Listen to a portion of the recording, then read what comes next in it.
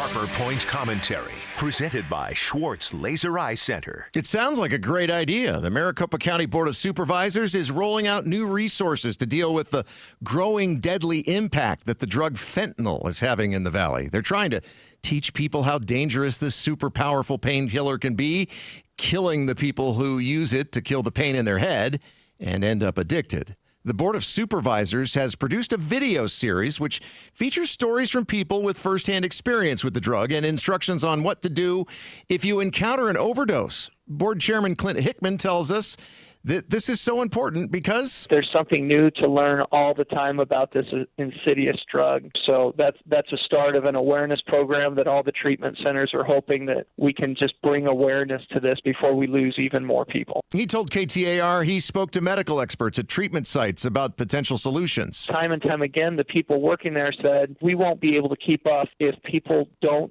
stop doing it. Don't do it once. And Hickman says this is the beginning of their work to educate the community. You can find out more at the Maricopa County website. I last ran into Clint Hickman at a breakfast I was emceeing for the Homeless ID Project. I think he's a good guy who really wants to help, and I'm sure that this video series will help some people. But what a lot of people don't realize about addicts is that when they find out something can kill them, that also means that it can get them really high. So it becomes something their addiction tells them they want. I know this because I hang out with a lot of addicts, sober addicts, because doing so helps me stay sober. When I was living in my addiction, I dabbled in some prescription opioids, which I'd wash down with my primary drug of choice, alcohol. But one guy I'm helping right now is a guy who tells me that fentanyl is his primary drug of choice. I've learned through my years of sobriety that one addict helping another addict is generally the most successful course because we can relate to each other in a way that others can't. But I still applaud the Board of Supervisors and Clint Hickman for including firsthand stories in their video series and trying to help. But I'm doing the opposite with the people who only claim to help and instead help themselves to taxpayer money while possibly dooming addicts to a death of despair, or at the very least leaving them with the belief that everybody's only in this for themselves.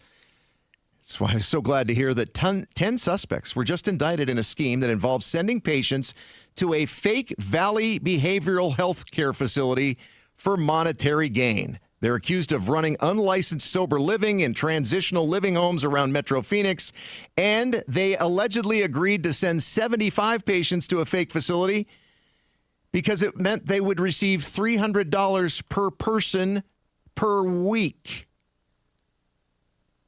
That is just absolutely horrifying.